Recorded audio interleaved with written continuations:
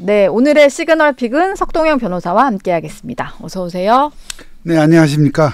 네, 지금 윤석열 대통령의 변호인 가장 먼저 사실 이제 변호인단이 꾸려지기 전부터도 네. 언론 앞에서 이런저런 이제 설명을 해주셨던 분이고 가장 가까운 사이이시기도 하고요. 그리고 구치소에서도 접견도 자주 하시니까 네. 일단 궁금한 사항이 직접 뭐 탄핵 심판 때 탄핵 심판정 안에서 대통령 모습을 국민들이 보기는 합니다만 그 안에서 좀 생활이 궁금한데요. 좀 전해주실 얘기가 구치소 안에서 말이죠. 예, 만날 때 좀 뭐 어떠신지 그게 궁금하더라고요.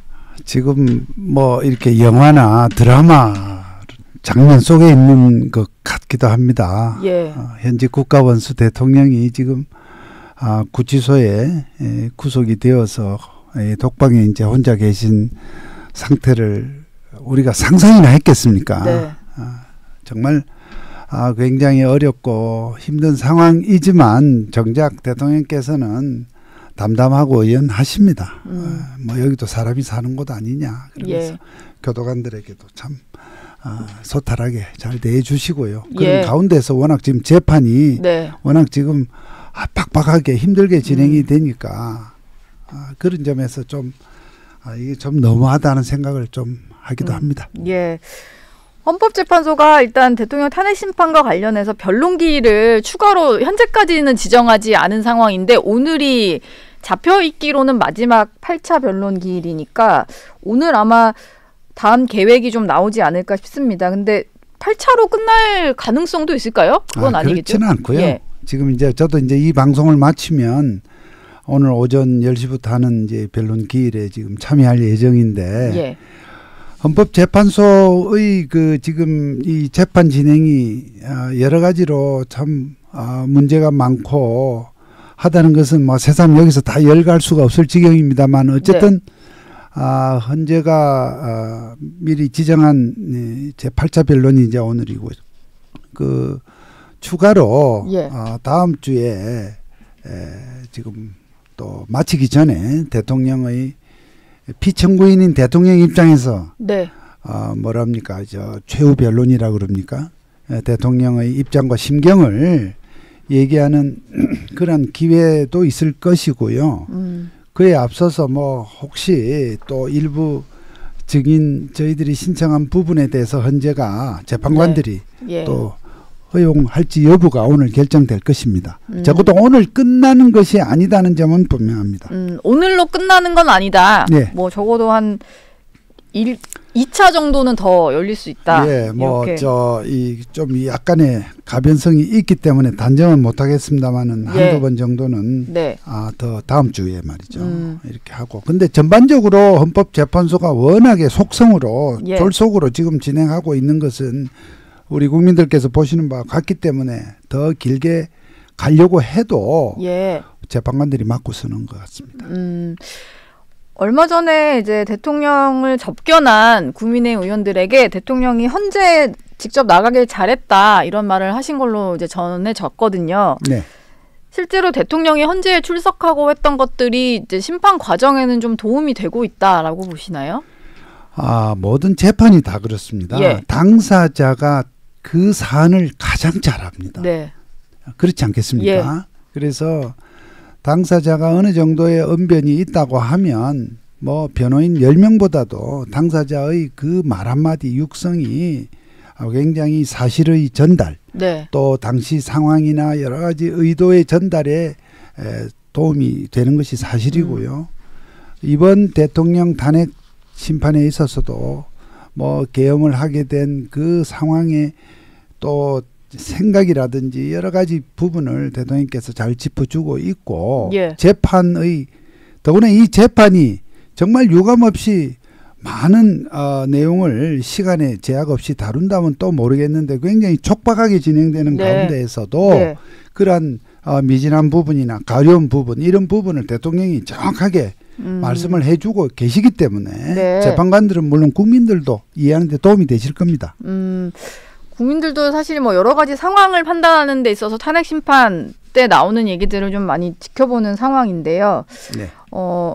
제가 하나 또 궁금한 게 있는데 SNS에 헌재 탄핵 심판 결과를 두고 내기를 하자 이런 글을 좀 올리셨더라고요. 이게 좀 시작이 된 게 이명박 정부 때 법제처장을 지낸 이석연 변호사가 만장일치로 탄핵 인용을 좀 예상을 하니까 여기에 대해서 당연히 이제 석동현 변호사께서는 기각이 될 거다 이렇게 하면서 100만 원 내기를 거셨는데 이게 내기라는 측면만을 보시니까 좀 그렇게 하신데 사실 상황은 그렇습니다. 평상시에 별로 이 부분에 대해서 언급을 안 턴 이석연 처장이 느닷없이 특정 방송에 이렇게 나와서 정말 객관적으로나 또 저희들이 볼 때 전혀 납득될 수 없는 그런 논리를 쭉 전개하면서 그냥 뭐 탄핵에서 인용이 될 거다는 정도면 제가 이렇게 안 했을 텐데 마치 재판관들이 뭐 전원일치 8대0으로 될 거다 이렇게 약간 궤변성 발언을 하신 부분이 참 걸렸습니다. 왜냐하면 이건 이 탄핵 재판은 여론의 평가가 매우 또 중요한 상황에서 그런데 방송에서 그렇게 어떤 분이 막 논리를 전개한 것을요. 제가 그것을 일일이 반박을 하려면 글이 굉장히 길어지는데 그 글은 또 잘 안 보세요.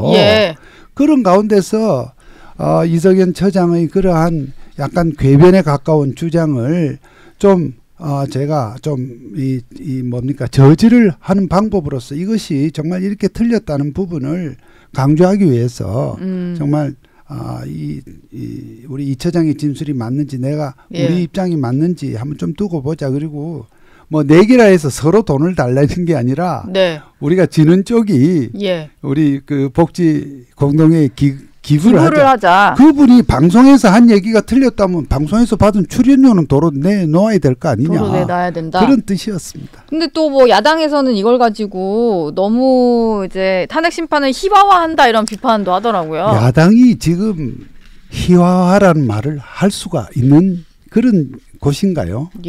야당 쪽에서 그동안 각종의 말과 보여준 행태로 치면 희화화 수준을 넘어서 정말 뭐라고 말할 수 없는 정말 끝판을 보여준 분들이 저의 그러한 제가 방금 말씀드린 이 설명을 이해하신다면 정말 그분들이 지금 정말 희화적으로 일을 하고 있는 겁니다. 지금 뭐 헌재 이따가도 방송 끝나고 바로 가신다고 하니까 헌재 탄핵 심판을 계속 이제 참석해서 보시는 변호인 입장으로서는 뭐 국민의힘에서 나오는 목소리보다 훨씬 더 이제 답답함을 느끼실 것 같은데 어제 국민의힘에서는 헌법재판소로 좀 항의 방문을 했었습니다. 지금 일단 여러 가지 헌법재판소에 가 있는 사건들의 절차가 좀 불공정하게 순서가 잡히기도 하고 뭐 이런 것들을 좀 지적을 한 건데요. 특히 이게 2020년에 형사소송법이 개정됐음에도 불구하고 개정되기 전에 있었던 박근혜 전 대통령 탄핵 심판 때 선례를 좀 따르겠다는 거잖아요. 증거 채택에 있어서 이 부분에 대한 항의는 계속하는 것 같아요. 근데 바로 집혀질 가능성이 있을까요? 국민의힘 의원들이 뭐 항의하는 문제 이전에 저희들이 볼 때 또 그리고 밖에서 이 재판을 지켜보는 많은 이 법조인들이 볼 때 정말 헌법 재판관들께서 정말 당치 않은 그러한 형태로 지금 재판을 진행하고 있습니다. 이 탄핵 심판은 말이죠. 일반 헌법재판소의 다른 헌법재판들과 달리 형사 절차가 준용이 됩니다.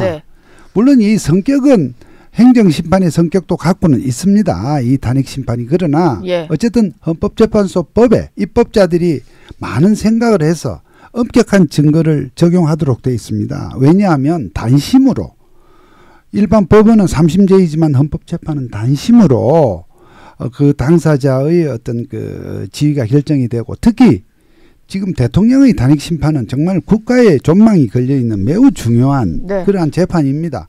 그만큼 신중하고 정확하고 엄격하게 해야 되는데요.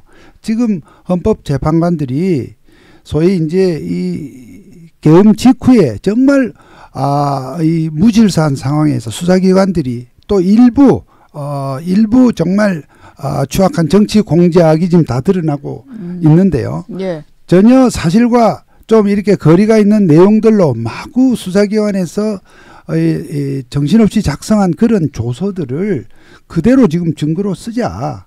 사실 저희로서는 이 탄핵 심판에서 충분한 변론 기회를 잡아서 그러한 진술한 사람들을 반대 신문을 통해서 예. 사실 여부를 확인을 하지 않고 그냥 증거로 쓰겠다는 정말 어처구니 없고 정말 역사에 큰 죄를 짓는 그런 재판 진행을 하고 있는 상황입니다. 네. 정말 기가 막히는 상황입니다만은 예. 어쨌든 그런 부분을 지금 지적을 하고 있고 우리 재판관들께서 정말 좀 이런 부분에서 이건 역사에 죄를 짓지 않는 정말 올바른 절차 운영을 해주기를 바라는 마음입니다. 예.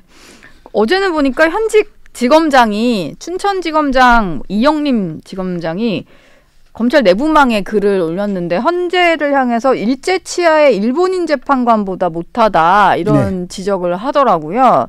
근데 이게 뭐 그러면서 예시로 든 게 안중근 의사에게도 당시 일본인 재판관조차도 발언 기회를 충분히 줬다 이런 주장인데 사실 윤 대통령이 탄핵 심판에서 그래도 어느 정도 본인의 어떤 직접적인 변론은 하실 수 있는 상황이기는 하잖아요. 그럼에도 불구하고 좀 부족하다고 느끼시나요? 지금 대통령께서 현재의 탄핵 심판에서 지금 발언하시는 내용이라고 하는 것은 당신이 하고 싶은 얘기 지금 100분의 1도 지금 못하고 있습니다. 예. 정말 부분 그 제한된 시간 속에서 분을 정해서 지금 신문 시간과 발언 시간을 제한하고 있는 이 상황 속에서 정말 그 시간을 쪼개서 겨우 하고 있는 상황이고요. 네. 여러분들 시청자 여러분들도 보셨을 것입니다. 요즘 형사 재판은요.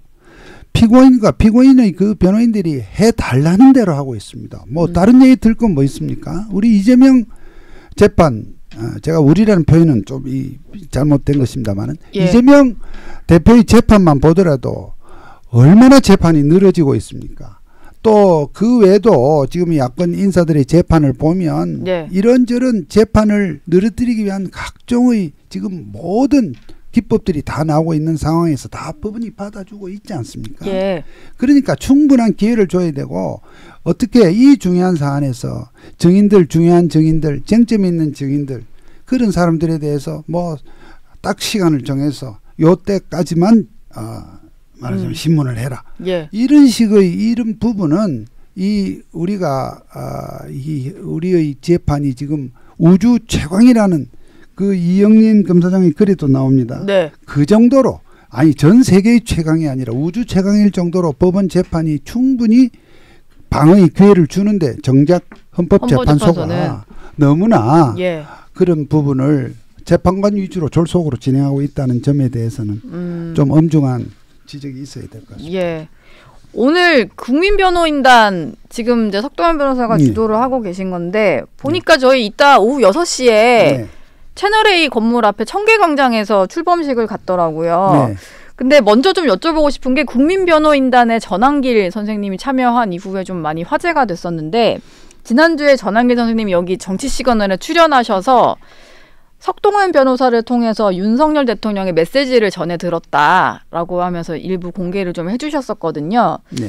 바깥 상황을 그러면 석동현 변호사님이 접견할 때 좀 이렇게 대통령에게 전달을 해주신 건지 그 정황이 좀 궁금해요. 네. 지금 여러 가지를 한꺼번에 물으셨는데 예. 짧게 지금 많은 일반 국민들이 또 그리고 특히 청년들이 이번에 이제 대통령의 계엄이 처음의 다소 혼란스러운 상황과 달리 계몽령이었다 할 정도로 그러한 경위와 진상들을 알게 되면서 많은 국민들께서 네. 지금 대통령을 지켜야 한다는 목소리를 내주고 계시는데요. 예. 그래서 우리 법률 전문가인 변호인들은 법정에서 변론을 하면서 우리 일반 국민들과 특히 청년들의 주장을 담을 하나의 어떤 플랫폼으로서 국민 변호인단을 만들자는 의견들이 나와서 그렇게 했는데 네. 너무나 많은 시민들과 청년들이 참여해 주심으로 지금 오늘 현재 15만 명을 넘어섰는데요. 네. 그래서 이제 그러한 출범식과 앞으로의 활동의 첫 출발을 윤 대통령이 대통령 선거할 때 첫 유세를 했던 청계광장에서 이렇게 개최를 하기로 한 것이고요.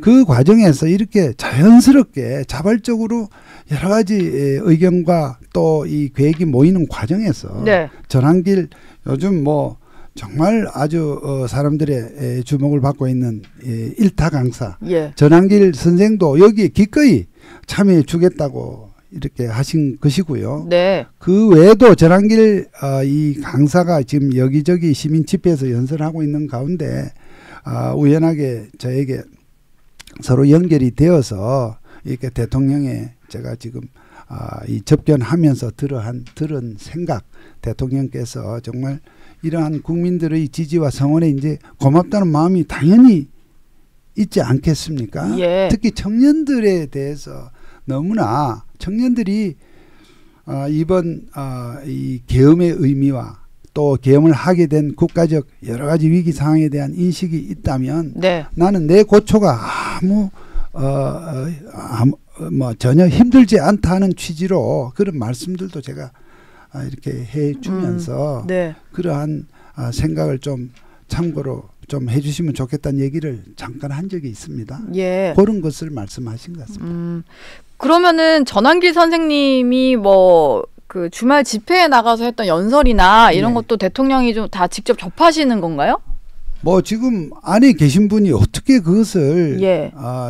충분하고 넉넉하게 다 보시거나 듣는다는 것은 불가능한 얘기고요. 네. 대략 이제 이런 저희 변호인들이 이 접견을 통해서 이러한 소식을 전하는 간접적으로 예. 전하는 형태이겠습니다. 그리고 네. 전환길 선생이 많은 내용을 정말 군더더기 없이 잘 말씀해 주고 계신 것은 뭐 당연히 본인의 생각과 여러 가지 그간의 지식을 예. 정리한 것일 것입니다만 어쨌든 이만큼 국민들이 환호한다는 자체가 이번 대통령의 이 계엄으로 촉발된 여러 가지 시국 현황에 대한 인식이랄지 예. 또 탄핵 재판의 그 내용에 대해서 국민적 관심이 이만큼 높다는 점에 대한 반증이라고 생각합니다. 예. 마지막으로 제가 궁금한 질문을 하나 좀 드리고 싶은데 예. 탄핵이 그 탄핵 심판에서 탄핵 기각이 되더라도 네. 대통령의 구속이 취소되지 않는 한 지금 구치소에서 구속이 되신 상태이다 보니 예. 정상적인 직무 복귀는 불가능한 상황이긴 하잖아요. 대통령도 이런 상황은 잘 알고 계실 네, 테고 네. 최고 변론에 있어서 예를 들면 그런 겁니다. 탄핵이 국회에서 탄핵안이 가결되기 전에 대통령 스스로의 어떤 임기 문제에 대한 이제 뭐 거취 문제에 대한 당의 일임 이런 말씀을 하신 적이 있거든요. 네. 최후 변론에서 뭐 그 비슷한 얘기가 좀 나올 수도 있을까요? 이를테면은 한 번 더 비상계엄을 내가 왜 내려야 했는지에 대한 설명과 함께 지금 정상적인 국정 운영은 불가능할 것 같으니 앞으로 어떤 식으로 이제 정리를 해나가겠다거나 그런 구상을 좀 밝힐 수도 있을까요? 현재 지금 대통령이 몸이 묶인 상태에서 예. 이 탄핵 재판도 임하고 있고 또 이제 곧 시작될 저희로서는 전혀 뭐 수긍할 수 없는 일입니다만 내란죄에 대한 형사 재판도 지금 받아내야 되는데 예. 대통령이 몸을 묶은 것은 형사 절차에서 묶은 것입니다. 그렇지 않습니까? 예. 그런데 현실적으로 지금 돌아가는 상황을 보면 헌법재판이 먼저 일단 결정이 날 것 같아요. 더구나 그것도 이것은 단심 재판입니다. 뭐 예. 더 이상 재판을 더 할 수 없는. 그런데 저희들이 기대하고 또 바라는 부분대로 대통령에 대한 이 탄핵이 기각이 되어서 직무 복귀를 하게 되면 말이죠. 네. 저는 이 형사 절차에서도 지금도 물론 우리가 구속 취소 청구를 해서 법원의 결정을 기다리고 있는 상태입니다만 법원에서도 저는 이 대통령의 몸을 풀 것으로 확신하고 있습니다. 탄핵 심판과 연동해서요? 그렇습니다. 예. 탄핵 심판이 기각된다고 하는 것은 대통령이 그만큼의 어떤 잘못이 없다. 헌법 위반, 적어도 탄핵 당할 만큼의 잘못이 없다 하는 그러한 결론과 또 그에 따른 어떤 여러 가지 설명과 이유가 있을 것입니다. 예. 그런 상황이 곧 정말 지금 형사 재판에서 계엄을 했다는 것이 곧 내란이라는 것, 그 도식적인 프레임으로 지금 형사 절차가 진행되고 있고 예. 초반에 네. 정말 대통령뿐만 아니라 먼저 그에 앞서서 지금 군사령관, 경찰 간부들을 다 구속을 하는 그런 일이 지금 벌어져 있지 않습니까? 그런 네. 부분을 이 사람들의 몸을 다 이렇게 풀고 일단 그 재판은 시간을 가지고 따지는 절차가 될 것으로 봅니다. 그런 네. 점에서 예. 대통령이 이제 남은 헌법재판에서 제후 변론, 제가 정확히 그 헌법재판의 그 명칭을 모르겠습니다만 우리가 그냥 아는 제후 변론 네. 이를 통해서 여러 가지 헌법재판관들을 충분히 설득하는 그런 중요한 논리와 또 입장들이 나올 텐데요. 그런 예. 가운데서 방금 우리 진행자분이 말씀하신 그러한 정치적 의미 있는 그런 부분도 그럼 들어갈 것이냐. 예. 그런데 기본적으로는요. 어쨌든 이 제후 변론에서 그러한 정치적 이 견해 논리보다는 어쨌든 이 헌법재판에서 이 탄핵 소추의 부당성 네. 또 이 헌법재판 절차에서 재판관들이 꼭 알고 반영해야 될 사항 위주로 말씀을 하실 것입니다. 그리고 그 내용은 막 우리 국민들께서도 다 지켜보신다는 걸 염두에 두시고 여러 가지 우리 상식과 법리에 입각한 말씀들을 하실 터인데요. 예. 하여튼 그런 부분으로서 저는 헌법재판관들을 반드시 설득할 수 있을 것이다 생각을 하고 네. 그 외에 어떤 그 이후 탄핵 기각 이후의 어떤 그런 정치적 이 변화 또 이 어떤 앞으로 전개될 상황에 대한 부분은 별도로 또 대통령이 말씀하실 기회가 있지 않을까 예. 저는 그렇게 예측하고 있습니다. 예. 마지막 질문을 좀 드릴게요. 예. 민주당에서는 최근에 탄핵 반대 집회에 나가는 청년들이랄지 뭐 그리고 국민 변호인단에도 젊은 층이 많이 포함이 되어 있다라고 하는데 여튼 이런 세력을 다 극우다 이렇게 좀 몰면서 좀 비판적인 발언을 하는 목소리도 많이 나왔었거든요. 여기에 대해서는 좀 어떻게 얘기를 해주세요? 극우라고 한 게 아니라 뭐 이렇게 고립시켜서 말라 비틀어야 되겠다. 된다. 그래서 민주당의 그 무슨 교육원이든가 연구원의 책임자라는 네. 사람이 참 그런 이 망언을 넘어서 정말 저게 말인가 하는 생각을 할 정도였는데 사실 지금 야당은 그렇지 않습니까? 청년들이 자기들을 주로 편든다고 생각했는데 이 20대 30대 청년들이 지금 이 계엄 이후의 여러 가지 상황에서 눈을 뜨고 목소리를 내기 시작하니까 그렇게 그 청년들을 폄하를 넘어서 맹비난을 지금 하고 있는 이것이 저는 민주당 야당의 민낯이고 본 모습이라고 이렇게 생각을 합니다. 내로남불의 그런 점에서 이런 부분은 저희가 뭐라고 하지 않아도 2030 청년들이 그 점에 대해서 분별을 하고 저는 분노할 것이다. 그래서 그러한 말에 대한 후과가 우리 민주당으로서는 아마 감당하기 어려울 것이다. 이런 생각까지 해봅니다. 예, 알겠습니다. 지금까지 대통령 변호인 석동영 변호사와 얘기 나눴습니다. 오늘 말씀 고맙습니다. 예, 기회를 주셔서 감사합니다.